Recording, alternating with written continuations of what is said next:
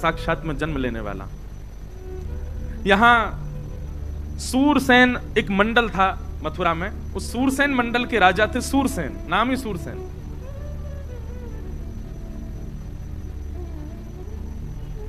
उनके पुत्र का नाम था वसुदेव और उग्रसेन के पुत्र, मथुरा के राजा उग्रसेन के पुत्र का नाम था कंस। और कंस के चाचा थे देवक, देवक की बेटी थी देवकी। मतलब अपनी चाचा की बहन देवकी का विवाह कंस ने वसुदेव जी के साथ किया।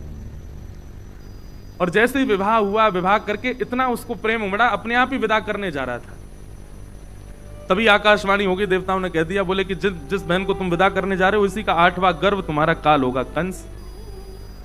मृत्यु की बात पता चलते ही कंस ने अपनी बहन, कभी कभी मैं एक मन में विचार करता हूं, हमें भी अगर पता चल जाए कि कोई बहुत घनिष्ठ है और उससे हमारी मृत्यु होने वाली है तो हम दूर रहेंगे कि नहीं? कंस का बेचारे का दोष था, लेकिन हम लोग भी ऐसे ही हैं। हमको भी पता चल जाए, ज्योतिषी बता देते हैं पानी से दूर रहना, तुम्हारी पानी में मृत्यु होगी, वो व्यक्ति पानी में जाता ही नहीं है। तुम्हारी ऊंचाई से मृत्यु होगी तो वो ऊंचाई पे ही नहीं जाता। कई लोग फ्लाइट में बैठे घबराते हैं, क्यों घबरा रहे? ज्योतिषी ने बताया था इसी से मृत्यु होगी मेरी। मृत्यु से कितना भय सब लोगों को। लेकिन अगर कभी कोई ज्योतिषी कह दे पैसा से मृत्यु होगी तुम्हारी, क्या होगा? बहुत पैसा कमा लोगे तो तुम्हारा हार्ट फेल हो जाएगा, कोई ज्योतिषी ऐसा कह दे।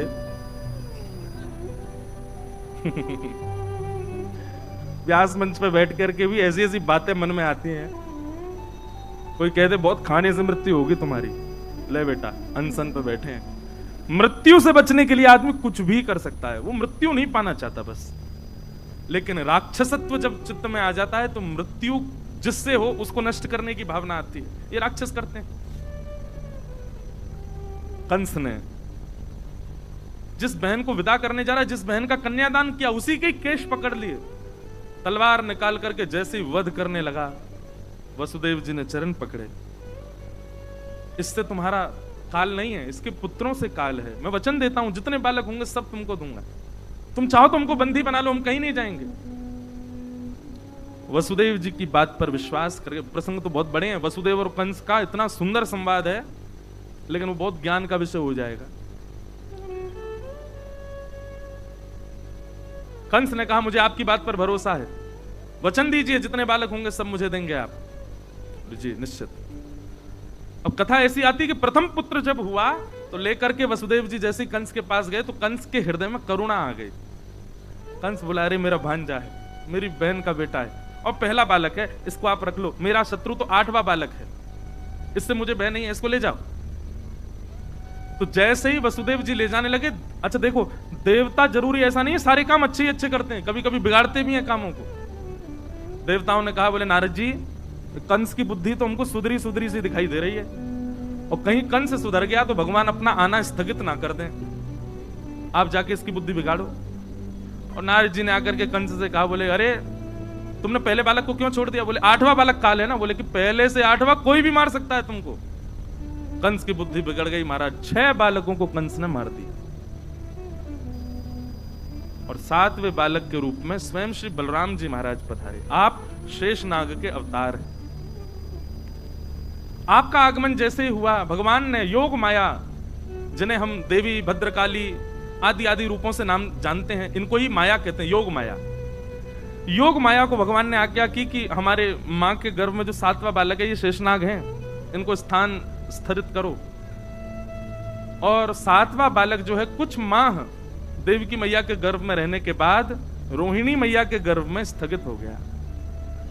और कंस को यह समाचार मिला कि 7वां बालक तो गर्भ में ही नष्ट हो गया। अब आ रहे हैं 8वें बालक। कंस ने महाराज सेना बढ़ा दी, ताले बढ़ा दिए, सब व्यवस्था कर दी, कहीं से भी बच के भागने ना पाए।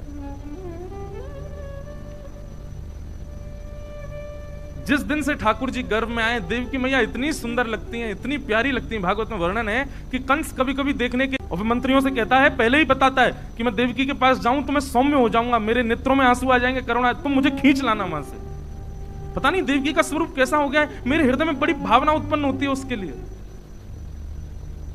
भैया जिसके चित्त में ठाकुर जी होते हैं ना, उसकी वाणी, उसकी उपस्थिति, उसका दर्शन आपको भावुक कर देगा। पता नहीं क्यों ऐसे कई वैष्णव मुझे मिलते हैं, उनको वो जब आते हैं तो मन करता है इनसे बात करें, मन करता है कि इनको देखें, मन करता है कि इनकी सुने। महाराज जी अनुभव किया, जिनके प्रति तीनों भाव आते हैं ना, मन करता है सुनने का, मन करता है मिलने का, मन करता है देखने का, निश्चित ही उनकी भक्ति जो होती है ना वो बड़ी निष्काम भाव से होती है। एक चीज मैं अपनी बताऊं, मुझे अनुभव हो जाता है लोगों का, पता नहीं क्यों, ऐसा नहीं कोई मुझे चमत्कार नहीं आते, पर लोगों की उपस्थिति बता देती है कि ये नकारात्मक है कि सकारात्मक है। स्थान की किसी जगह पर जाऊं, जयपुर में आऊं, जैसे जयपुर में आते हैं और कई जगह जाते हैं, महाराज जी स्थान का भी वातावरण स्पर्श करता है। कई बार ऐसे स्थान हैं, अब नाम नहीं लूंगा मंच से, पर वहां कथा करने के लिए जाता हूं तो मन ही नहीं लगता, साथ नहीं लगता कब कथा पूरी हो मैं जाऊं। बहुत अच्छी व्यवस्था, सब कुछ बहुत अच्छा, पर मन नहीं लगता। पता चलता है कि यहां नकारात्मक ऊर्जाएं बहुत ज्यादा हैं। जैसे विदेश में हमने नियम बना लिया, महाराज जी घूमने जाते हैं, कथा नहीं करते। क्यों? वहां कथा होती ही नहीं है, भाव प्रकट ही नहीं होता। जिस भूमि पर असंख्य मात्रा में लाल जी की प्यारी गैया को खाने वाले रहते हैं, वहां ठाकुर जी की लीला कैसे कही जाए? ऐसे भाव आते हैं कई बार। भारत में भी कई स्थान है, पता नहीं क्यों जयपुर में मन लगता है, बड़ा आनंद आता है। और जयपुर में चलो ये तो पंडाल की कथा है, और भी कथा है, पर वो कनक वृंदावन, हमारे पुराने गोविंद देव जी का जो भाव है ना, वो मेरी पूरे जीवन काल की सबसे सुंदर जगह कथा की। वहां के ठाकुर जी भी बड़े अद्भुत हैं, उनका दर्शन करके इतना आनंद आता है, ऐसे प्यारे लगते हैं। श्री गोविंद देव जी 7 वर्ष लगा करके वृंदावन से आए जयपुर में, 7 साल चलते ही रहे, कभी कहीं कभी कहीं कभी कहीं, वहां आकर के विराजे, और वहां से फिर अपने निज महल में पधारे। तो कुछ स्थान है वहां का जो ऊर्जा है वो स्पर्श करती है, व्यक्ति की ऊर्जा स्पर्श करती है। हम क्षमा कीजिएगा, दोष बुद्धि से नहीं, पर पैर छूने को मना क्यों करते हैं? नहीं मानते आप लोग। कई बार महाराज जी आप तो भाव से छू रहे हो, पर आपकी देखा देखी कोई व्यक्ति ऐसा भी है उसका भाव नहीं है, वो जबरदस्ती छू रहा है। स्पर्श से भी मन में आए हुए सारे भाव नष्ट हो जाते हैं। कई बार ऐसा होता है कि बड़े भाव से मैं गाड़ी से उतरा, लेकिन किसी का स्पर्श ऐसा हो गया कि मैं मंच पे आते सब भूल जाता हूं, और कथा में मन ही नहीं लगता 3 घंटा। इसलिए हमने कथा में आने से पहले मना किया कि कोई छुओ नहीं। उस समय भाव बहुत जल्दी नष्ट होते हैं। अब ये क्यों होता है पता नहीं, पर जिसके चित्त में ठाकुर जी हूं उसको देखने का, उसके पास बैठने का, उससे वार्ता करने का मन होता है। कई लोग होते हैं अपने आप को भगत बताते हैं, पर उनके पास बैठने से ऐसा लगता है बैटरी लो हो रही है क्या, जल्दी जाए यहां से। कई लोग ऐसे होते हैं, क्षमा करना।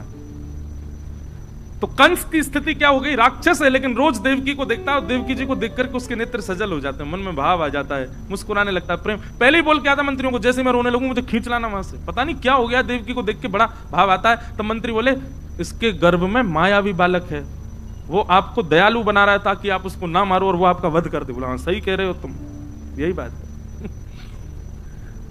भादों का महीना, और जैसा कल मौसम था ना, बिल्कुल वैसा ही मौसम था। मंदम मंदम जलधरा, मंदम मंदम जलधाराएं गिर रही हैं। भागवत जी में वर्णन है कि पवन जो है ना, वायु जो है, वो मंदिराचल पर्वत के पास गई, और मंदिराचल पर्वत पर प्रकट हुए असंख्य चंदन के वृक्षों से सुगंधियां लपेट करके वायु पूरे विश्व में बह रही है। मतलब सबको इतना इतना सुख मिल रहा है, जिस किसी को भी वायु स्पर्श करती है उसके रोंगटे खड़े हो रहे हैं। सबको आज चैन की निद्रा आ रही है, सब आज बड़े आनंद में, बड़े सुख में हैं। कोई भी चिंतित नहीं है, आज सब गहरी निद्रा में चले गए हैं। पूरा विश्व आज अत्यंत आनंद और प्रसन्नता का अनुभव कर रहा है। भादों का महीना, अष्टमी तिथि, मंदम मंदम जलधरा, जलधारा मंद मंद गिर रही है, और तभी चंदन की सुगंधी से पूरा विश्व महकने लगा। कंस के कारागृह में, मथुरा में, देवकी मैया और वसुदेव जी हाथ जोड़ करके भगवान की प्रार्थना कर रहे हैं, और तभी देवकी मैया के गर्भ से एक दिव्य तेज प्रकट हुआ, अद्भुत तेज प्रकट हुआ, और उस तेज पुंज के विश्राम होते ही शंख चक्र गदा पद्मधारी श्रीमन नारायण श्री बालकृष्ण प्रभु प्रकट हो गए। बोल बालकृष्ण लाल की। सब लोग हाथ जोड़ो, नेत्र बंद करो। पहले हम श्लोक बोलेंगे, फिर उस श्लोक की व्याख्या करेंगे, जो व्याख्या हम करेंगे वो चित्र आपको अपने मन में बनाना है। तमद्भुतम बालकमंबुजे क्षणम चतुर्भुजम शंख गदायुधायुधम श्रीवत्सलक्ष्मं कलसौभकौस्तुभम पीतांबरम सांध्रिपयोधसौभगम। अब अपने चित्त में दर्शन करो, ठाकुर जी की प्रकट होते ही झांकी कैसी है। तो कह रहे हैं तमद्भुतम बालकम, ठाकुर जी छोटे से बालक ही हैं लेकिन अद्भुत बालक हैं। बोले भैया अद्भुत बालक कैसे हो गया? बोले क्योंकि ठाकुर जी की 2 भुजाएं नहीं थी जब प्रकट हुए, 4 भुजा वाले ठाकुर जी प्रकट हुए। और अद्भुत बालक क्यों है? बोले 4 भुजाएं भी खाली नहीं है, शंख चक्र गदा पद्म गर्भ से ही लेकर के ठाकुर जी प्रकट हुए हैं। बिल्कुल भी बड़े ठाकुर जी के स्वरूप का चिंतन मत करना, छोटे से लाल जी ही चतुर्भुज रूप में हैं। शंख चक्र गदा पद्म हाथ में धारण किया है। और पीतांबरम सांद्र पयोध सौभगम, ठाकुर जी पीतांबरी पहन करके, पीली धोती पहन करके प्रकट हुए हैं, कपड़ा लत्ता पहन के आए लाल जी, पूरे तैयार श्रृंगार करके आए अपना। और गल सौभ कौस्तुभम, गले में कौस्तुभ मणि पहन रखी है। आहा, तमद्भुतम बालकमंबुजे क्षणम चतुर्भुजम शंख गदायुधायुधम श्रीवत्सलक्ष्मं गलसौभ कौस्तुभम पीतांबरम सांध्रिपयोध सौभगम। तो ठाकुर जी ने जब जन्म लिया तब 4 भुजाएं थीं, शंख चक्र गदा पद्म हाथ में थे, पीतांबरी पहन रखी थी, गले में कौस्तुभ मणि थी, और छोटे से ही नन्हे से गोपाल जी हैं, कोई बड़े रूप में प्रकट नहीं हुए। बोल बाल कृष्ण लाल की। दर्शन हुए सबको? कभी कभी मन होता है नेक्स्ट से गोपाल जी उन्हीं की 4 भुजा हों, यो पेट निकल रहा नेक्सो से बाहर, गदमदरा से हाथ गोल मटोल लाल जी, 4 भुजा, गदमदरा से पाम, गोल गोल गाल, और 4 भुजा वाले 2 दतुइयां निकल रही हैं। वैसे तो जन्म लिए दांत नहीं थे ठाकुर जी के, होते तो वर्णन आता कि दांत थे, पोपले ही भये लाल जी। ठाकुर जी को प्रकट प्रादुर्भाव हुआ। छवि देख करके निहाल हो गए देवकी और वसुदेव। बंधुओं, ठाकुर जी परब्रह्म हैं, परमात्मा हैं, त्रिलोकीनाथ हैं, पर ठाकुर जी जब अवतार लेते हैं तो 9 महीना बालक की तरह ही पेट में रहते हैं अपनी मैया के, उसको सौभाग्य देते हैं पूरा। और जैसे एक बालक अवतरण लेता है, जैसे एक बालक प्रकट होता है इस भूमि पर, वैसे ही ठाकुर जी प्रकट होते हैं। बस जिस प्रकार वह बालक बड़ा होकर के वृद्ध होकर के चला जाता है, वैसे ठाकुर जी नहीं जाते। ठाकुर जी जन्म पूरा वैसे ही लेते हैं, लेकिन उसके बाद की गति ठाकुर जी की नहीं है। 16 वर्ष से ऊपर ठाकुर जी नहीं जाते। जन्म ठाकुर जी का हुआ। वसुदेव देवकी दोनों ने चरणों में प्रणाम किया। ठाकुर जी बोले मैया देख लो, आपने प्रार्थना की, हम आ गए। आपने पूर्व जन्म में प्रार्थना की, ब्रह्मा जी से प्रार्थना की, हम आ गए। देवकी मैया बोली हमने तो कहा था कि आप पुत्र बन के आओ, आप तो पिताजी बन के आए हो। शंख चक्र गदा पद्म में लेके कौन आता है? कपड़ा पहन के आए हो गर्भ से हैं, और कौस्तुभ मणि लटका के आए। मतलब यहां भी ठाकुर जी को भी श्रृंगार महाराज कितना प्रिय बताओ है। दुनिया के लोग यूं सुनने में आता है कि किसी के अंतिम संस्कार में बताओ श्रृंगार करके गया, किसी का यूं सुना श्रृंगार करके ही प्रकट हुआ। ठाकुर जी हुए श्रृंगार करके प्रकट हुए। बोले मैया हम तो शंख चक्र गदा पद्म इसलिए लेके आए, एक मामा कंस जन्म लेते ही मार देता है, इसका वध कर देंगे। देवकी मैया बोली वध तो ठाकुर जी आप चाहो तो कंस का जन्म ही ना हो, वध तो बहुत दूर की बात है, ये सब आपकी लीला है। कृपा करके एक मां को जो सुख होता है बालक को जन्म देने में, वो सुख मुझे प्रदान करो। मां का सबसे बड़ा सुख क्या है? जन्म लेते ही बालक उसके हृदय से लगा दिया जाए, और फिर मां अवकाश पाते ही अपना पयोधर बालक को पिलाए। ठाकुर जी वही तो सुख है। मेरे 7 बालकों को कंस ने मार दिया, 6 बालक मार दिए, 7वें का जन्म ही नहीं हुआ। मैं यह सौभाग्य प्राप्ति नहीं कर पाई कि अपने बालकों को अपना पयोधर पान करा सकूं। कृपा करके आप परब्रह्म मेरे यहां पुत्र बन के आए हो, छोटे से बालक बन जाओ, मुझे अनुभव करा दीजिए ना कि हाँ सच में आप बालक बन के आए हैं, मेरा पयोधर पान कर रहे हैं। ठाकुर जी बोले मैया 2 भुजा अंतर ध्यान कर देंगे, लत्ता कपड़ा सब उतार देंगे, बालक बन जाएंगे, लेकिन फिर याद रहे लीला करने के लिए फिर हमको समय चाहिए। 11 वर्ष 56 दिन के लिए हमको ब्रज भेजना, लीला करके बढ़िया माखन मिश्री खा के गोप ग्वालों के संग आनंद करके फिर आएंगे। 11 वर्ष का प्रतीक्षा करनी पड़ेगी, तब आकर के हम महाराज कंस को वध करेंगे। मंजूर हो तो बताओ। 2 ऑप्शन दिए ठाकुर जी ने, या तो हम अभी कंस को मार करके अभी चले जाते हैं लीला पूरी करके, या फिर पूरी लीला विस्तृत करें और 11 वर्ष 56 दिन का आपको वियोग सहना पड़ेगा। तो बताओ, तो मैया ने दूसरा भाव अपनाया, बोले क्षण भर का संयोग मिले, उसके बाद भले ही 11 वर्ष का वियोग मिले, कोई दिक्कत नहीं, आप गोद में आओ।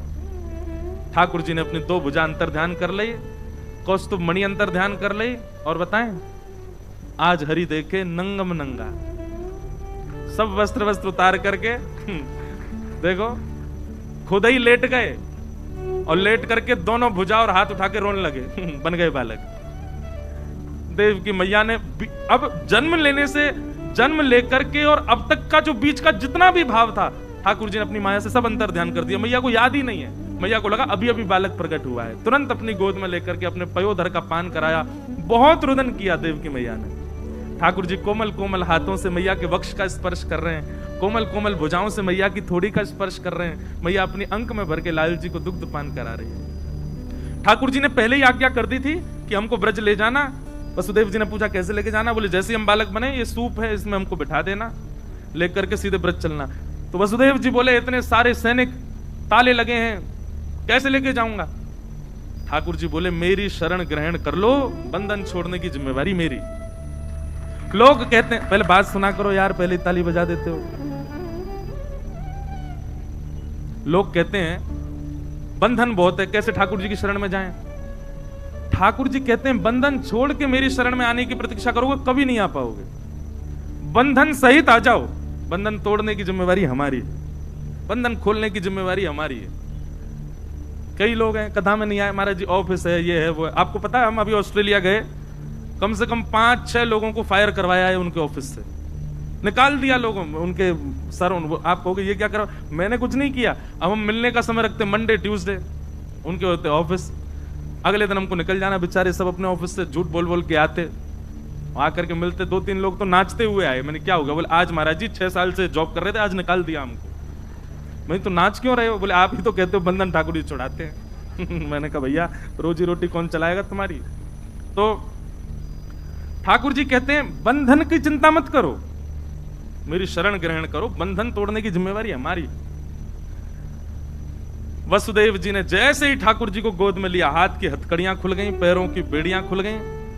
ठाकुर जी को सूप में बैठा करके जैसे सिर पर धारण किया, चट चट चट सारे ताले खुल गए। सैनिक गहरी नींद में सोए हैं। भगवान बोले सारे बंधन खुल गए, लेके चलो हमको। और वसुदेव जी धीमी चाल से ठाकुर जी को लेकर के चल रहे हैं महाराज। आहा,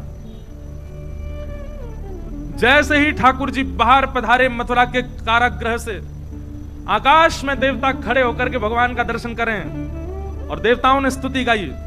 सत्यम व्रतम सत्य परम त्रिसत्यम सत्यश्च योनिम निहितम च सत्ये सत्यस्य सत्यामृत सत्य नेत्रम सत्यात्मकम त्वाम शरणम प्रपन्ना। ध्यान पूर्वक हम दोबारा ये श्लोक बोलेंगे, गिनती करना कितनी बार सत्य आया, काउंट करो। सत्यव्रतम सत्य परम त्रिसत्यम सत्यश्च योनिम निहितम च सत्ये सत्यस्य सत्यामृत सत्य नेत्रम सत्यात्मकम त्वाम शरणम प्रपन्ना। कितनी बार सत्य आया, कितना? यहां वाले ने गिनती ही नहीं करी, कितना आया बताओ? 9 बार, 12 बार? यहां वाले एक साथ बोलो कितनी बार? 12 बार? 11 बार? आप लोग बताओ क्या बोल रहे हैं महाराज जी? हैं? क्या कह रहे हैं? अच्छा पड़ोसी ने बोल दिया तो हम क्या बताएं? पड़ोसी कछू भी कह दे तुम कछू मत करी हो। कितनी बार है? 11 बार? अरे यार रहने दो आप लोग भी। 9 बार? क्या 18?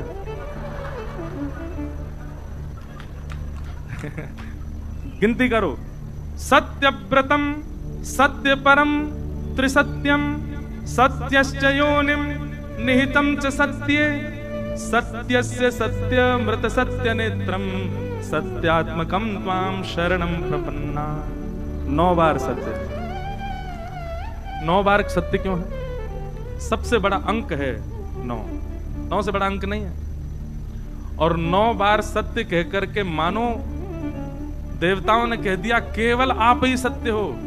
वैसे तो 3 बार कहने से पुष्टि हो जाती है, कबूल है कबूल है कबूल है लेकिन हमारे हिंदू वैदिक सनातन धर्म में 9 बार बोला जाता है, स्वीकार है स्वीकार है स्वीकार है स्वीकार है स्वीकार है स्वीकार है स्वीकार है स्वीकार है स्वीकार है, तब ब्याह माना जाएगा। यहां 9 बार सत्य कहा ठाकुर जी को, और 9 बार कहकर के मानो पूरे विश्व को बता दिया यही बाल कृष्ण सत्य पर ब्रह्म है, इनके अलावा कोई पर ब्रह्म नहीं है। प्रमाणित कर दिया देवताओं ने। लोग आज भी संशय कर रहे हैं पर ब्रह्म कौन है, परमात्मा कौन है। देवताओं ने पहले ही बता दिया, बोले यही है पर ब्रह्म, और कहीं मत जाओ। आहा, ठाकुर जी जैसे ही जाने लगे, महाराज भागवत में तो इतना सुंदर वर्णन है कि आज हिंसक जीव भी आपस में मित्र हो गए। शेर भी दौड़ रहा है ठाकुर जी के दर्शन करने के लिए, हिरन भी दौड़ रहा है। तभी हिरन ने आकर के 1 लात मारी शेर में, पीछे हट, मैं पहले करूंगा। शेर बोला मानता नहीं, तेरा मेरा ब्रेकफास्ट है तू। बोले आज भाई हमारे ठाकुर जी का जन्म हुआ है, आज दोनों भाव से दर्शन करेंगे। और दोनों मित्र बनकर दर्शन कर रहे हैं। सर्प मूसक एक साथ दर्शन कर रहे हैं। सर्प ने फन उठा दिया ऊपर की ओर, ऊपर चल रहे हैं ठाकुर जी, और उस फन के ऊपर मूसक खड़े होकर दर्शन कर रहा है। आज सबको ऐसा लग रहा है कि कोई हमारा शत्रु नहीं है। जिस दिन ठाकुर जी प्रकट हुए उस दिन ऐसी स्थिति हो गई, ऐसा स्वभाव हो गया। मंदम मंदम जलधारा गिर रही थी, तभी शेषनाग आए और पीछे से छतरी बना करके ठाकुर जी के पीछे चलने लगे। वसुदेव जी को इन सब भावों का अनुभव नहीं, वो तो ऐसे भाव साम्राज्य में चले, उनको पता ही नहीं चल रहा क्या हो रहा है। गोकुल जाने के लिए देखा बीच में यमुना जी। आज यमुना जी में समुद्र की तरह उफान भर रही हैं। क्यों? क्योंकि यमुना जी सब नदियों से कहती हैं कृष्ण मेरे पति हैं। नदी कहती चल झूठी, झूठ बोलती है। बोले अगर विश्वास नहीं होता तो आज अष्टमी के दिन मेरे पतिदेव जन्म लेंगे, उसी दिन दर्शन कराएं। तो आज भारत की सारी नदियां श्री यमुना जी में हैं। आज भी महाराज जी ये भावना रखी जाती है कि जन्माष्टमी के दिन अगर आपने यमुना जी को प्रणाम किया तो भारत की सर्वांगीण नदियों को प्रणाम हो जाता है। सारी नदियां आती हैं जन्माष्टमी के दिन यमुना जी में। वृंदावन में आज अद्भुत समय है, वृंदावन में सारी नदियां हैं आज वृंदावन में। जैसे ही जाने लगे वसुदेव जी, यमुना जी ने विचार किया हमारे पतिदेव आए हैं, पैर तो छू लें। यमुना जी जैसे ही ऊपर आने लगी, ठाकुर जी बोले अरे देखना रही है ससुर जी चल लेंगे, उठी उठी आ रही है ऊपर को। अरे वसुदेव जी नेक तो लज्जा कर ले। बोले आप चरण दे दो। ठाकुर जी ने पलना वो सूप में से अपना चरण बाहर निकाला। यमुना जी ने एक हिलोर भर करके चरण स्पर्श किया और मार्ग प्रदान कर दिया। वसुदेव जी चलते जा रहे हैं, गोकुल पहुंचे। भगवान का सबसे पहला दर्शन गोकुल में किसने किया बताओ? हमारे पूज्य नाना जी बताते थे, यमलार्जुन वृक्षों ने। नलकुवर और मणिग्रीव जिनकी कथा आती है, भगवान ऊखल में बंद गए तो पेड़ के बीच से निकले, वो दोनों पेड़ गिरे। हमारे नाना जी कहते बोले सब तो सो रहे थे, वो 2 वृक्ष लंबे खड़े, उन्होंने ही सबसे पहले ठाकुर जी को देखा। तो फिर नाना जी कहते संत की भले ही उनको श्राप लगा, लेकिन कितनी बड़ी कृपा, भगवान का सबसे पहला दर्शन उन दोनों को हुआ। वसुदेव जी गए और जाकर के, अब देखो कथा बहुत बड़ी हो जाएगी, बहुत सारे भाव हैं हमारे अंदर। तो अब एक भावना तो ऐसी भी है कि यशोदा मैया ने एक नहीं 2 बालकों को जन्म दिया है। ट्विंस हुए यशोदा मैया के, एक लाली और एक लाला। और जो लाला जन्म लिए हैं वो कौन है? वही नंदनंदन श्री कृष्ण है। और सूप में बैठ के जो आए ये कौन है? ये देवकी नंदन श्री कृष्ण है। वसुदेव जी जैसे ही पहुंचे तो वसुदेव जी को नंदनंदन कृष्ण दिखाई नहीं दिए। आपने जैसे ही अपना लाला वहां पधराया तो नंद नंदन कृष्ण और वसुदेव नंदन कृष्ण दोनों एक हो गए, एक में ही विद्यमान हो गए। और आप लाली को लेकर, अब इसके प्रमाण बहुत सारे हैं, उसमें नहीं जाएंगे। लाली को लेकर के वसुदेव जी वहां से मथुरा को प्रस्थान कर गए। मथुरा जाकर के जैसे ही पहुंचे, बालिका ने रोना प्रारंभ किया। कंस की निद्रा खुल गई। आकर के उसने बालिका को जैसे ही पटका, अष्टभुजी देवी भद्रकाली प्रकट हो गई। विंध्यवासिनी मैया विंध्याचल में विराजमान है, भगवान की बहन है वो। उन्होंने कंस को बताया कि भाई तुम्हारे शत्रु ने तो ब्रजमंडल में जन्म ले लिया है, अब यहां कंस को करने दो, आप जो कर रहा है, हम चल रहे हैं गोकुल। 80 बरस के है गए नंद बाबा। कितने बरस के? अभी तक लाला नाय भयो। पर पतो ना क्यों अब की बार सबन को ऐसा लगन लगो कि अब के लाला होएगो, अब के तो नंद बाबा के लाला होएगो ही होएगो। आहा, नंद बाबा की 2 बहन है, नंदा और सुनंदा। दोनों 6 महीना थी डेरा डाल के पड़ी हैं वहीं पे। जब तो पता चलिए भाभी हमारी गर्भ से हैं, तब से वहीं पड़ी हैं। क्यों? अब के लाला होएगो तो भैया नवलखा हार प्रदान करेंगे। सेवा कर रही हैं खूब नंदरानी यशोदा की। आज सुबह को समय है गयो, सूर्य उदय है गयो, लेकिन अभी तक यशोदा मैया उठी नहीं। जो ब्रह्म मुहूर्त में उठ जाए अभी तक ना जगी। नंदा सुनंदा दोनों ने प्रवेश किया और जैसे ही भीतर प्रवेश करके देखो तो महाराज यशोदा मैया के बगल में नेक सो लाला मुख तक चदरिया ओढ़े और कुल बुलाए रहे हो है। क्या कर रहे हो है? कुल बुलाए रहे हो। कुल बुलाए नो मतलब अपने हाथ पांव चला रहे हो और मुख से ऐसी आवाज, छोटे छोटे बालकों की आवाज आती ना, ऐसी थोड़ी थोड़ी आवाज कर रहे हैं। ठाकुर जी बेचैन हो रहे हैं। और लाल जी हैं कैसे? बोले ऐसे लग रहे हैं मानो जैसे कोई नीली मणि रखी हो। ठाकुर जी का बहुत दिनों तक जब नामकरण संस्कार नहीं हुआ तब तक यशोदा मैया नीलमणि कह करके पुकारती, नीलमणि। नंदा सुनंदा ने जाकर के जैसे देखे, ओरे भैया हमारी भाभी के तो बालक भयो है, लाला है कि लाली? न देखो तो। सुनंदा बोली अब बात का फर्क पड़े, कोई भी हो।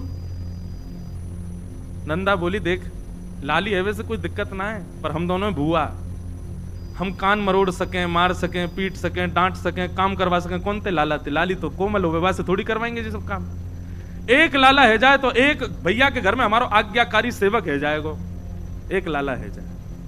और नंदा सुनंदा ने 21 बार हरिशरणम को जाप किया, हरिशरणम हरिशरणम हरिशरणम, एक लाला है जाए बस, एक ये तो लाला ही हो।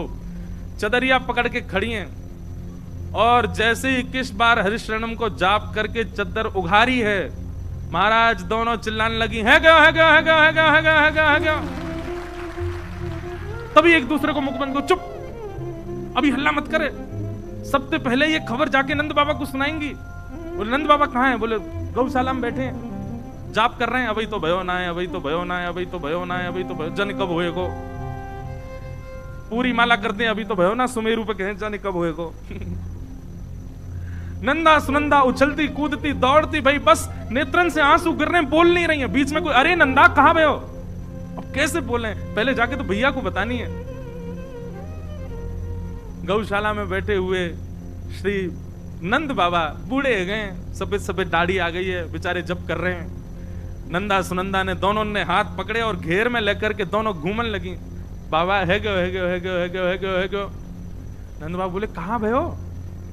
बोले पहले जे बताओ हमको कहां मिलेगो। बाबा बोले पहले तू बता तो कहां भयो? नहीं नहीं नहीं, पहले जे बताओ हमको कहां मिलेगो। बोले तू जो कहेगी सो दूंगा, पहले बता भयो का। नंदा सुनंदा भाव में भर गई, नेत्रों से अविरल अश्रुधार गिर रही है और दोनों लिपट करके नंद बाबा से कह रही हैं, भैया आपने इतनो यज्ञ कियो, इतनो जप कियो, इतनो दान पुण्य कियो, ब्रजवासीन की सेवा करी, इन सब के फलस्वरूप आपके घर नीलमणि जैसो लाला भयो है, बधाई हो। आहा, नंद बाबा ने जैसे ही सुनी लाला भयो, पहले तो बाबा अनकॉन्शियस है गए, होश ही नहीं है, कहां पैर रख रहे हैं, कहां बैठ रहे हैं। नेत्रन से अविरल अश्रुधार गिर रही है। बोले सही बता बहन? बोले हाँ बाबा, अब रो मत, अब जल्दी तैयार हो जाओ, जल्दी आओ, बधाई गाएंगे, उत्सव मनाएंगे, पूरे ब्रजमंडल में न्योता करेंगे। नंद बाबा ने कछु ब्रजवासी बुलाए और कही भैया सबन ते जाके क्या अपने सब चूल्हे बुझा दें, आप तो सबन को भोजन नंद भवन में होगा, सबको जाके बताई दियो नंद भवन में लाला भयो है। और बाबा ने छलांग मारी यमुना जी में, स्नान करके पीली बगलबंदी पहनी, पीली धोती पहनी, लाल पटका डारो, सिर पर पाग पहनी, पीलो पीलो चंदन लगा करके, आंखन में काजर लगायो, मूछन में इत्र लगायो। लाइयो रे छोरा दर्पण कैसा लग रहा हूं? बोले बाबा दुल्हा से लग रहे हो बिल्कुल। आहा, नंद बाबा की चाल ही अद्भुत है गई, पूरे ब्रजमंडल में आनंद है। जाकू भी पता चले, भागवत जी में वर्णन है, जिसको भी पता चलता है कि नंद भवन में लाला हुआ है, उसके हृदय में उतना ही सुख है जितना सुख श्री नंद बाबा जी को। मतलब जैसे इतने लोग बैठे हैं, अब यहां में देखो कईयों के नेत्र सजल हो गए, कई प्रसन्न हो रहे हैं, कई अभी माटी के मथुना से बैठे हैं। ऐसा नहीं, सब नंद बाबा जैसे हो गए, जो सुने वही नाचने लगे, सब अपने घर पे बंधन बाहर बांध रहे हैं, सब अपने अपने घर में एक दूसरे को हृदय से लगा, अरे बधाई हो, हमारे घर हमारे नंद भवन में लाला भयो है। महाराज ब्रजवासीन को जैसे ही पता चली लाला भयो है, सबरे माखन ले ले करके आए, मिश्री के बाम गोला बना बना करके एक दूसरे पर उछालन लगे। ये तो बताए हो जा रहा है सबन को कि भैया लाला भयो है। एक 80 बरस की 90 बरस की अम्मा ने करके आई, एक दांत नहीं उसके। हमारे जैसे आप क्या बोले क्या हुआ है, हमारे यहाँ बोले कहा भयो है, बोलो नेक मोहम्मद को पूरा खोलो, कहा भयो है, कहा भयो है मतलब क्या हुआ है। मैया ने देखी बाहर बड़ी हलचल मच रही है, भैया हैं ये मक्खन लुटाए जा रहे हैं, दही उड़ाई जा रही है। अरे बालकों जी कहा भयो है। जैसे ही मैया ने की कहा भयो, एक ब्रजवासी पहले थी गोला बना के बैठो, और जैसे ही मैया ने की कहा भयो वाले तक के मारो, और दांत तो है नहीं, और बिना दांत वाले इनको मुंह कैसे रहे, पोले से रहे, और जैसे ही के मुंह पे पड़ो महाराज गप ते पूरा मक्खन भीतर चलोगे। मैया जीव निकार करके अपने होटन को चाटन लगी। अरे लाला अब तो बता कहाँ भयो? अरे मैया तेरो मुंह चीकनो हैगो मीठो हैगो वो ना पता चली कहाँ भयो? अरे नंद भवन में लाला भयो है कि ना है तो और कोई काम करवानो ही ना है, तू बस कथा कर। और ऐसे सुंदर ठाकुर जी महाराज जी मलुकपीठ वाले महाराज जी एक बात कह रहे थे, मैंने अपने पिछले जन्मदिन पर महाराज जी का चातुर्मास वृंदावन में था, तो मैं महाराज जी को सुबह नियम है कि जिस दिन जन्मदिन है उस दिन सबसे प्रथम दर्शन श्री राधा रमण जी का, जाते ही सबसे पहले राधा रमण लाल जी को देखेंगे, उसके बाद यमुना जी उनको प्रणाम, ब्रजमंडल के हमारे पूर्व ब्रजमंडल जहां आज भी विद्यमान है ऐसे तटीय स्थान को प्रणाम, वहां ब्रजरानी मिल जाती है उनको प्रणाम, पूज्य महाराज जी को प्रणाम करते हैं, और फिर मलुकपीठ वाले महाराज जी अगर वृंदावन में हो तो उनको प्रणाम, फिर गिरधर लाल जी का पंचामृत अभिषेक, फिर गौशाला, ऐसे नियम क्रम रहता है सुबह से ही। तो महाराज जी से मैंने निवेदन किया, मैंने कहा महाराज जी एक के बाद एक इतनी कथाओं में व्यस्तता बढ़ गई है, कभी कभी मन में ऐसा भाव आ जाता है, धृष्टता क्षमा, कि इतनी कथाएं कहते कहते कहते कहीं भाव तो कम नहीं हो जाएगा। महाराज जी से ऐसी प्रार्थना की, क्योंकि अति सामीप्य और अति एक ही चीज की अति सर्वत्र वर्जयित शास्त्र आज्ञा करते हैं, किसी भी चीज की अति हो जाए तो वो खत्म कर देती है भाव को। आपको रसगुल्ला बहुत पसंद है, कितने पसंद आएंगे? एक या दो?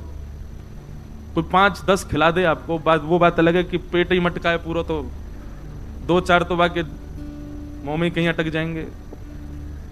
लेकिन किसी भी चीज की स्वाद, किसी भी चीज की सुंदरता तब रहती है जब वो थोड़े में ही प्राप्त हो। कहीं अति मिलने पर भाव तो नष्ट नहीं हो जाएगा। महाराज जी से ऐसी प्रार्थना की। महाराज जी बोले कि पहली बात तो बहुत ध्यान से सुनो भैया, ने चर्चा मत करो,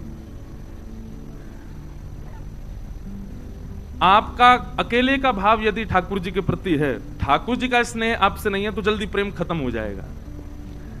लेकिन ठाकुर जी भी यदि आपसे प्रेम कर रहे हैं, उनका प्रीति भी आपके प्रति है, तो आनंदाम बुद्धिवर्धनम प्रतिपदम, यह प्रेम, यह आनंद दिनों दिन बढ़ेगा। दूसरी बात महाराज जी ने कही, संसार की वस्तु जो होती है ना, उसके प्रति यह भाव लागू होता है कि जितना उसका भोग करोगे वो कम होता चला जाएगा, पर ठाकुर जी के प्रति यह भाव लागू नहीं होता। ठाकुर जी के प्रति तो आप जितना समीप जाओगे उतना प्रेम और नवीन, जैसे कुआं का जल कितना भी निकालते जाओ तो और नवीन आता जाएगा, ऐसे ही ठाकुर जी के प्रति प्रेम। और तीसरी बात महाराज जी ने एक बहुत अच्छी कही, बोले कि हम और आप कथावाचक बड़े सौभाग्यशाली हैं। मैंने कहा क्यों महाराज जी? वो दुनिया के लोगों को तो ठाकुर जी के लिए समय निकालना पड़ता है, पूरा दिन संसार के लिए है, ठाकुर जी के लिए समय निकालना पड़ता है। पर हमारे साथ क्या है, पूरा दिन ठाकुर जी का है, संसार के लिए समय निकालना पड़ता है। पूरा दिन ठाकुर जी का है, हम और किसी काम के हैं ही नहीं। ठाकुर जी ने कान पकड़ रखो, बोले तो 4 घंटा मुझको याद करनो ही करनो पड़ेगा, हम पे और कुछ काम ही नहीं। आज यहाँ अभी आज हमारी छुट्टी थी वैसे तो, पर जहां प्रेम होता है वहां छुट्टी का विचार नहीं किया जाता, जहां प्रेम होता है वहां निद्रा का विचार नहीं किया जाता। आज तो सोए भी नहीं रात में। गोविंद देव जी ने ऐसा महाराज पंचामृत छिड़क दिया ऊपर, 2 बजे तक तो वही चर्चा ही चलती रही, फिर उसके बाद में उसी भाव में ही रहे, रात भर नींद ही नहीं आई। आज नींद कब आई पता है? 9 बजे, जब कथा में आने का समय हो गया। फिर भागे महाराज, आज तो स्नान भी सोते सोते ही कर रहा था, लेकिन आज हमारा व्रत है। कल किस किस का था? सबका। और आज किस किस का है? वाह, कई लोग बड़े भगत हैं, 2-2 दिन व्रत कर रहे हैं। हमने तो कल महाराज खूब पकवान उड़ाए, लाला को जन्मोत्सव है, भूखे कहीं रहेंगे, खूब खाएंगे, लेकिन आज व्रत है।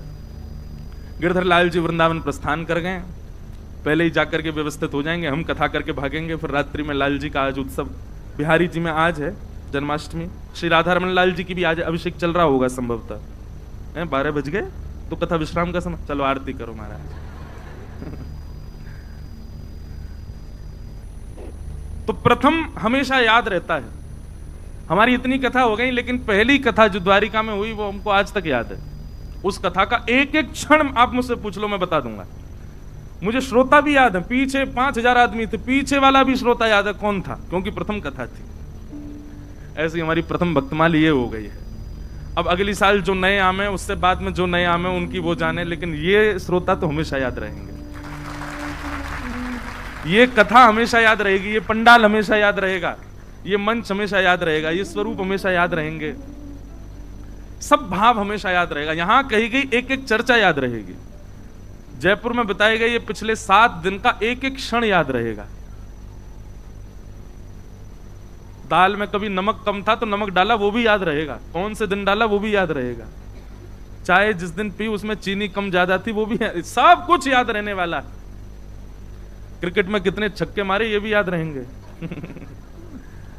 अब इस बार तो हम लोग स्टेडियम में और खेले आए, महाराज सुपर ओवर करवाना पड़ा, ड्रॉ हो गया मैच, सब कुछ याद रहेगा। ये सारी स्मृतियां याद रहेंगी। महाराज जी का नित्य स्पर्श याद रहेगा, महाराज जी का नित्य हृदय से लगाना याद रहेगा, बड़े भैया का स्नेह याद रहेगा, हमारे लोकेश भैया, आपका पूरा परिवार इतने उत्साह में, आपके पिताजी, ताऊ जी, माता जी, सब लोग, सब इतने भाव से, सब बालक जितने भी श्रोता हैं सब याद रहने वाले। और ये रसिक त्रिवेणी ये याद रहने वाली है, कभी नहीं भूल सकते। निश्चित ही महाराज जी मन में ऐसा भाव आता है कि जब स्वामी श्री श्यामचरण दास जी महाराज विराजते होंगे, श्री सरस माधुरी जी महाराज विराजते होंगे, आचार्य चरण जब विराजते होंगे, तब दास किसी ना किसी रूप में एक आध बार प्रणाम करने जरूर गया होगा पूर्व जन्म में अपने, और उन्होंने कृपा भर करके भुजाओं से आशीष दे दिया होगा। उसी का प्रतिफल उनके आचार्य उत्सव में हमको आने का अवसर मिला है। तो ये परम आनंद की बात है। कल श्री गोविंद देव जी का प्रथम बार हमने जन्माष्टमी पर दर्शन किया। गोविंद देव जी ने भी महाराज रोज खींच खींच के बुलाया, ऐसे दर्शन कराएं कि मैं क्या बताऊं, बस गर्भगृह में अंक भरने की बस दूरी रह गई थी, नहीं तो वहीं बैठा लेते सामने बुला के। हमसे लोग कहते हैं महाराज जी वीवीआईपी दर्शन करना अच्छा है, तो मैं बहुत विरोध करता हूं, पॉडकास्ट वगैरह में नहीं करना चाहिए, और सबसे ज्यादा वीवीआईपी मैं ही करता हूं। तो महाराज जी एक मन में भाव आया, अगर ठाकुर जी योजना बना करके आपको खुद बुला रहे हैं तो कर लो, अपने आप प्रयास मत करो, फोन करो 5 लोगों का, यार मैं भीतर घुसा लो, दर्शन करा दो, आगे बैठा दो, कुछ रुपया ले लो, ऐसे मत करो। ठाकुर जी ही अपने आप योजना बना रहे हैं, मंदिर परिसर के लोग ही खींच खींच के ले जा रहे हैं, तो फिर पीछे काय को हटो। जब पाने के लिए गरम गरम रोटी मिल रही है तो फिर बासी में काय को पड़े रहो, पाओ जो मिल रहा है। तो हमने तो महाराज जी प्रयास किया नहीं, गोविंद देव जी ही रोज बुलाते। और क्या कहें, पहले दिन तो सौगंध दे दी पुजारी जी ने, बोले कि सौगंध है आपको 7 दिन रोज आना पड़ेगा। एक दिन विलंब से पहुंचे तो लोग इस भैया से बोले तुम्हारे 200 रुपए काटूंगा। तो ऐसा भाव लगता था कि मानो गोविंद देव जी बुला रहे हैं। मन में भाव था, आज कथा तो थी नहीं, तो यह था कि आज सुबह मंगला करके कल की मंगला करके और कल कथा करके निकल जाएंगे, तो जन्माष्टमी वाले दिन मंगला तो भी हो जाएगी। पर ठाकुर जी ने कैसा बानिक बनाया, और ना मंगला मंगला कछु नहीं, तो पूरा अभिषेक कर, या बार की मुंह लगे 2 जन्माष्टमी भी हमारे का जी भाई।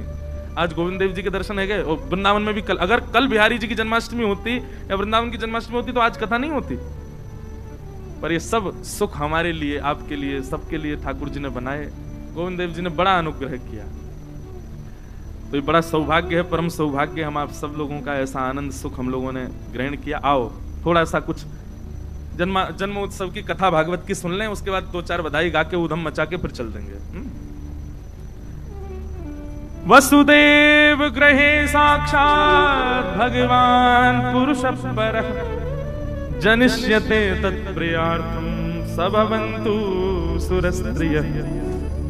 बहुत ध्यान से सुनना।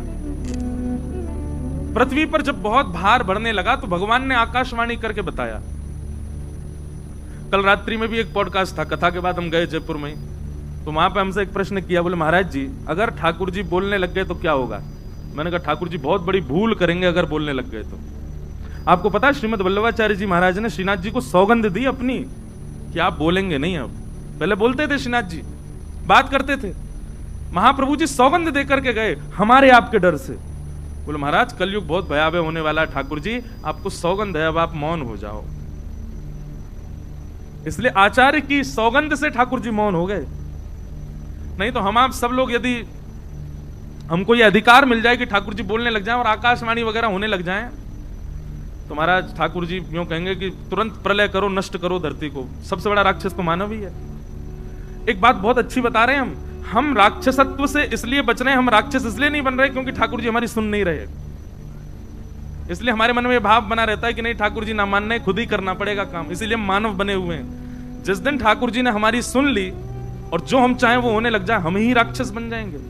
आप जितने भी राक्षसों को देखो, राक्षस बने क्यों? क्योंकि जो चाहते थे मिल जाता था। हम जो चाहें वो मिलने लग जाए, उसी दिन हमारा राक्षसत्व एक्टिवेट हो जाएगा भीतर से। ठाकुर जी ने आकाशवाणी करके पृथ्वी को बताया, तुम चिंता मत करो, मथुरा में वसुदेव जी के यहां मैं परब्रह्म नारायण ही, मैं परब्रह्म विष्णु ही अवतार धारण कर रहा हूं। भगवान के दो प्रकार के अवतार होते हैं, कलावतार और अंशावतार। अंशावतार जो होता है वो ठाकुर जी के अंदर से अवतार प्रकट होके आया और लीला करके पुनः ठाकुर जी में मिल गया, इसको कहते हैं अंशावतार। पर कलावतार जो है उसमें ठाकुर जी से कोई विलग होके नहीं आता, स्वयं ठाकुर जी आते हैं, स्वयं परब्रह्म आते हैं और वही परब्रह्म ही श्री कृष्ण बन करके आए। प्रश्नी और सुतपा नाम के दो दंपति थे, बहुत ध्यान से सुनना। ये प्रश्नी और सुतपा कौन है? पूर्व जन्म के प्रश्नी और सुतपा अपने अगले जन्म में वसुदेव और देवकी बने। इन्होंने 3 युगों तक तपस्या की। पहले ये ब्रह्मा जी के यहां काम करते थे दोनों, तब इन्होंने ब्रह्मा जी से प्रार्थना की कि हमारे यहां भगवान पुत्र रूप में प्रकट हुए, ऐसी कृपा हो। ब्रह्मा जी ने कहा तप करो। तब इन्होंने सतयुग में भी तप किया, त्रेता में भी तप किया और पूर्व में तो मांगा ही था। द्वापर में यही दोनों ही प्रश्नी और सुतपा ही वसुदेव और देवकी के रूप में प्रकट हुए। 3 युगों से इन्होंने मांगा था कि ठाकुर जी हमारे यहां पुत्र बन के आए।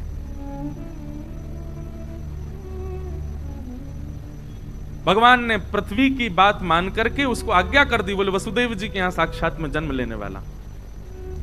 यहां सूरसेन एक मंडल था मथुरा में, उस सूरसेन मंडल के राजा थे सूरसेन, नाम ही सूरसेन।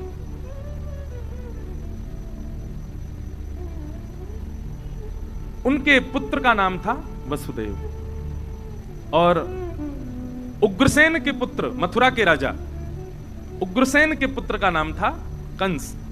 और कंस के चाचा थे देवक, देवक की बेटी थी देवकी। मतलब अपनी चाचा की बहन देवकी का विवाह कंस ने वसुदेव जी के साथ किया। और जैसे ही विवाह हुआ, विवाह करके इतना उसको प्रेम उमड़ा, अपने आप ही विदा करने जा रहा था। तभी आकाशवाणी हो गई, देवताओं ने कह दिया, बोले कि जिस बहन को तुम विदा करने जा रहे हो इसी का 8वां गर्भ तुम्हारा काल होगा, कंस। मृत्यु की बात पता चलते ही कंस ने अपनी बहन, कभी कभी मैं एक मन में विचार करता हूं, हमें भी अगर पता चल जाए कि कोई बहुत घनिष्ठ है और उससे हमारी मृत्यु होने वाली है तो हम दूर रहेंगे कि नहीं? कंस का बेचारे का दोष था, लेकिन हम लोग भी ऐसे ही हैं। हमको भी पता चल जाए, ज्योतिषी बता देते हैं पानी से दूर रहना, तुम्हारी पानी में मृत्यु होगी, वो व्यक्ति पानी में जाता ही नहीं है। तुम्हारी ऊंचाई से मृत्यु होगी तो वो ऊंचाई पे ही नहीं जाता। कई लोग फ्लाइट में बैठे घबराते हैं, क्यों घबरा रहे? ज्योतिषी ने बताया था इसी से ही मृत्यु होगी मेरी। मृत्यु से कितना भय सब लोगों को। लेकिन अगर कभी कोई ज्योतिषी कह दे पैसा से मृत्यु होगी तुम्हारी, क्या होगा? बहुत पैसा कमा लोगे तो तुम्हारा हार्ट फेल हो जाएगा, कोई ज्योतिषी ऐसा कह दे।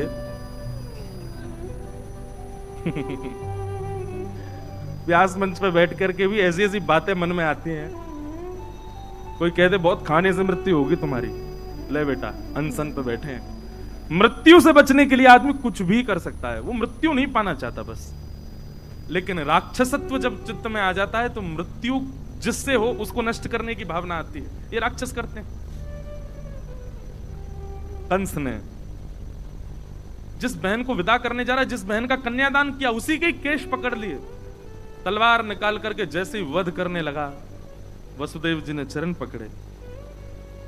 इससे तुम्हारा काल नहीं है, इसके पुत्रों से काल है। मैं वचन देता हूं जितने बालक होंगे सब तुमको दूंगा, तुम चाहो तो हमको बंदी बना लो, हम कहीं नहीं जाएंगे।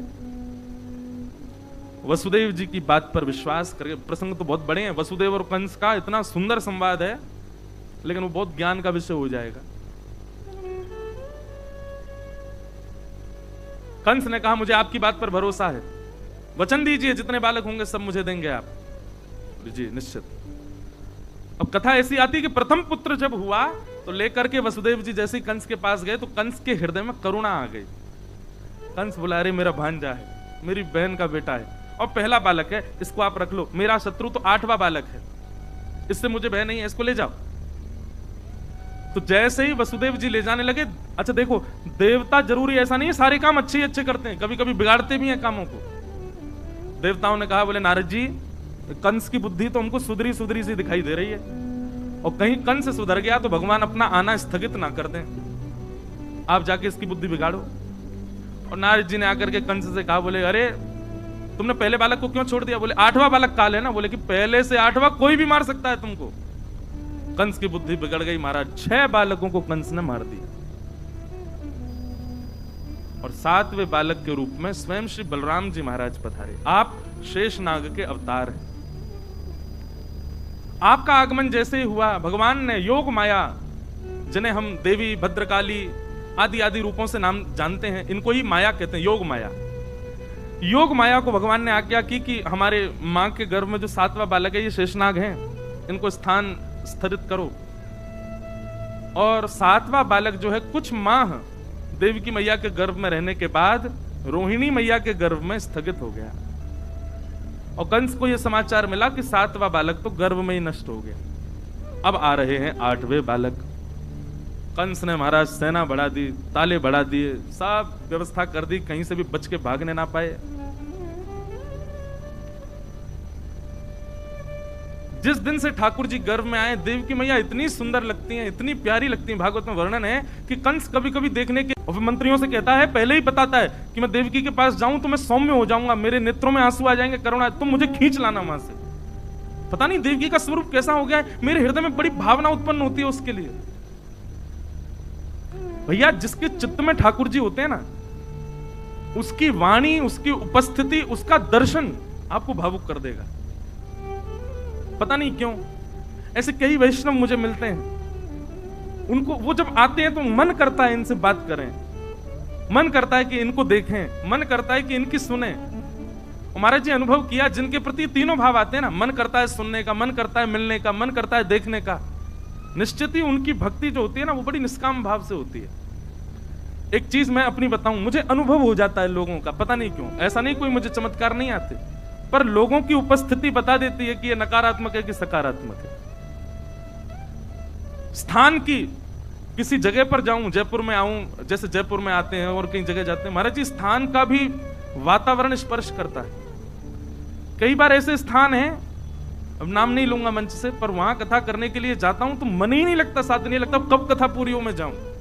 बहुत अच्छी व्यवस्था, सब कुछ बहुत अच्छा, पर मन नहीं लगता। पता चलता है कि यहां नकारात्मक ऊर्जाएं बहुत ज्यादा हैं। जैसे विदेश में हमने नियम बना लिया, महाराज जी घूमने जाते हैं, कथा नहीं करते।